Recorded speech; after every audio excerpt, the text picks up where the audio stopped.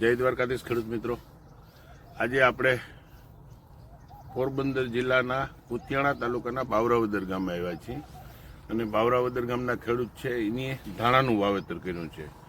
એટલે આપણે તો જે તે વખતે ખેડૂતને ખાતર વાવતા પહેલાં એ સલાહ આપી હતી કે તમે કોઈ પણ પાક વાવો એમાં તમે એક બે ક્યારાની જગ્યા છોડી દેજો.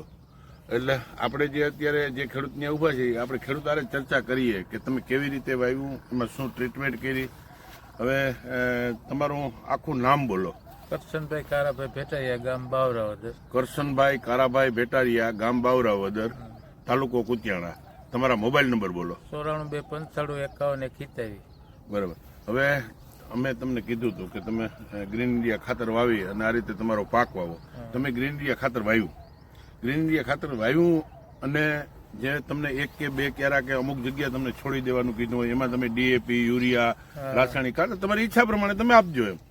તો તમે ક્યાં સુધી આમાં ક્યાં સુધી તમે આ ખાતર આપ્યું, ક્યાંથી પછી નથી આપ્યું? અમે એક ક્યારો છોડી જ દીધો હતો. આ એક ક્યારો તમે છોડી દીધો? એમાં ગ્રીન ઇન્ડિયા આપ્યું જ નતું. અને અહીંથી પછી આ બધામાં આમાં વીઘે 15 કિલો આપ્યું.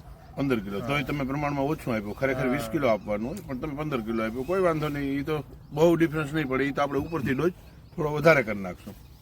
હવે આમ તમને તમારી દ્રષ્ટિએ તમે જે ક્યારામાં નથી વાવ્યું અને વાવ્યું એમાં શું તમને ફરક લાગે? ઘણો 50% ફરક ગણાય. એમાં 50% ફરક ગણાય.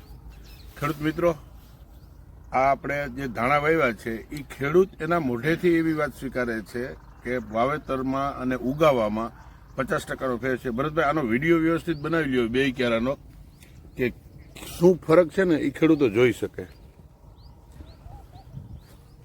આ ક્યારામાં આપેલું છે અને આ ક્યારામાં નથી આપ્યું.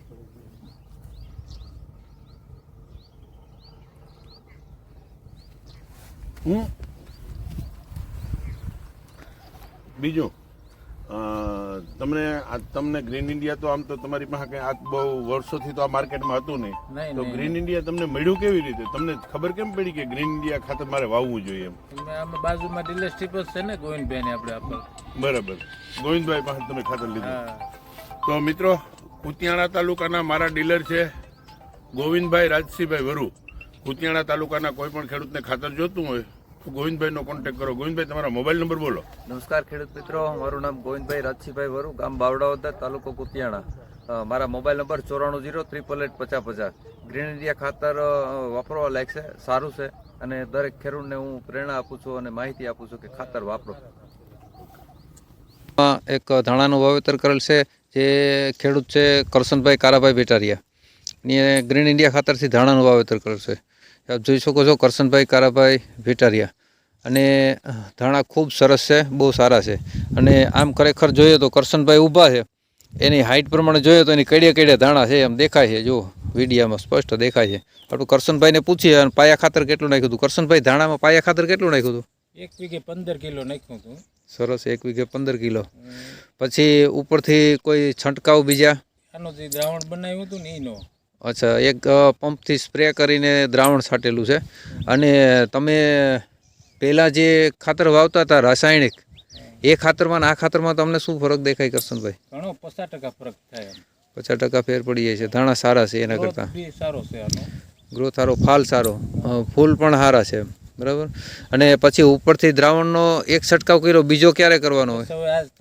આજકાલમાં કરવાનો છે.